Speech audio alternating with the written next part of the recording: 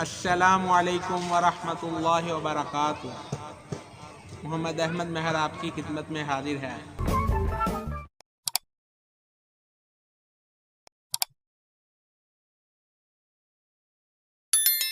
بہت بڑی کامیابی قرار دیا ہے۔ دوسرا مشیر: خیر ہے سلطانی جمہور کا غوغا کا شیر، تو جہاں کے تازہ فتنوں سے نہیں ہے باخبر۔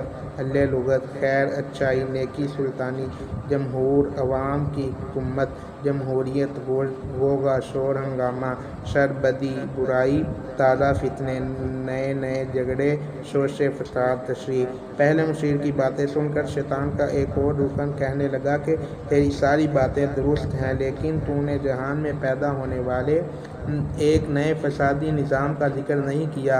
آج کل دنیا میں ہمارے ابلیسی نظام کو تہ و بالا کر دینے کے لیے ایک نیا فتنہ پیدا ہوا ہے، جس سے تو شاید بے خبر ہے یا تجھے علم نہیں۔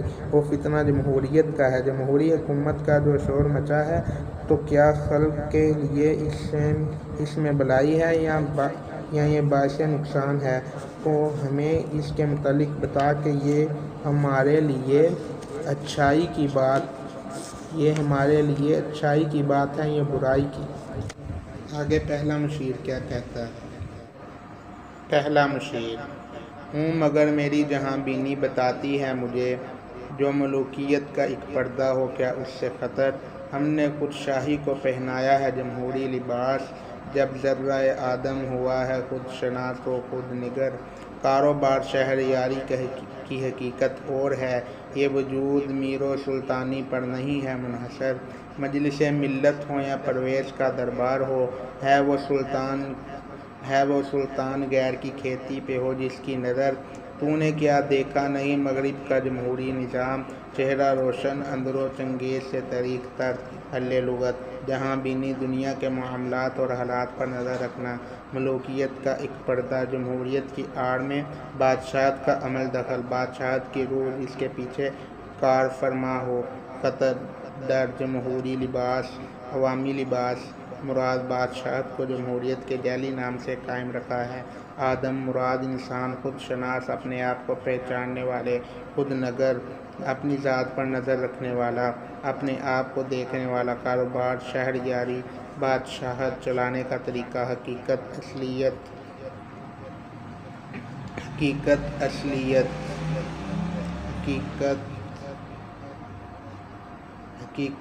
اصلیت میر امیر، سلطان بادشاہ، منحصر انحصار ہونا۔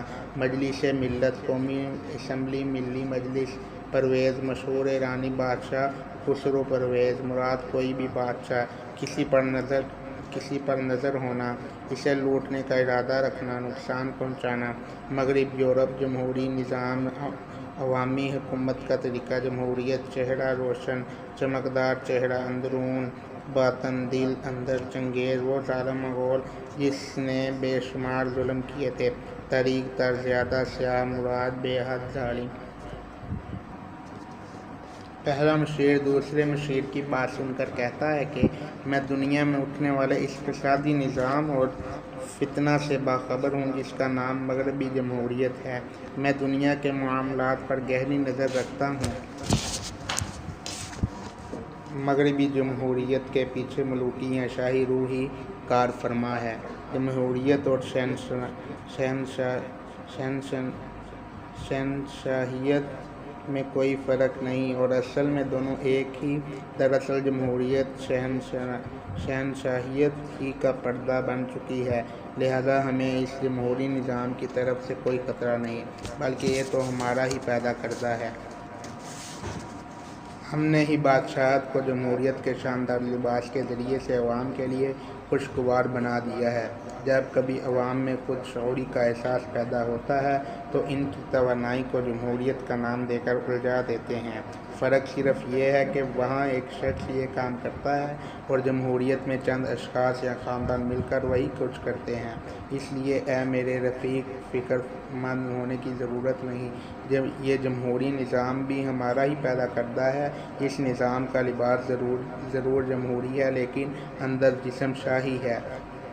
بادشاہی نظام حکومت کا دارمدار اور انحصار کسی امیر یا بادشاہ کے وجود پر نہیں، بلکہ اس کی اصلیت امیری یا شاہی رویے پر ہے۔ یہی امیری یا شاہی رویہ اگر ہم جمہوریت کے نظام میں پیدا کر دیں تو اس کے ذریعے منتخب شدہ ارکان حکومت وہی کچھ کریں گے جو کچھ سلطانی نظام میں ہوتا ہے، چاہے کوئی منتخب شدہ قومی اسمبلی یا پارلیمنٹ ہو اور چاہے کسی بادشاہ کا طرز حکومت ہو، یعنی خسرو پرویز کا دربار ہو۔ دونوں کا مقصد ایک ہی ہے اور وہ ہے دوسروں کو محنت مزدوری پر لگا کر ان کی روزی کو لوٹنا اور انہیں محتاج اور نادار رکھنا۔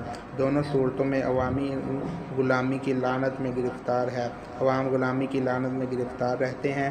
جمہوری حکومتوں میں بھی عوام الناس پر وہی ظلم ہوتے ہیں جو شخصی حکومتوں میں ہوتے ہیں۔ موجودہ طرز کار جمہوری اور پارلیمانی نظام دنیا والوں کو اہل مغرب یعنی یورپ والوں سے ملا ہے۔ تم اے میرے رفیق اس سے بنظر غور دیکھو، اس کا ظاہر تو بڑا چمکدار نظر آئے گا، لیکن اس کے اندر جو روح ہے وہ دنیا کے ظالم ترین بادشاہ یا فاتح چنگیز سے بھی زیادہ سیاہ ہے۔ اس نظام میں منتخب شدہ ارکان حکومت اپنے منتخب کرنے والوں پر جو ستم ڈھاتے ہیں وہ چنگیزیت کو بلا دیتے ہیں۔ یہ تو اپنے اندر چنگیز خان کے دل سے زیادہ ظالم اور طریقی چھپائے ہوئے ہیں۔ ویڈیو کو لائک کریں، کمنٹ کریں، چینل کو سبسکرائب کریں اور ویڈیو کو شیئر کریں۔ شکریہ۔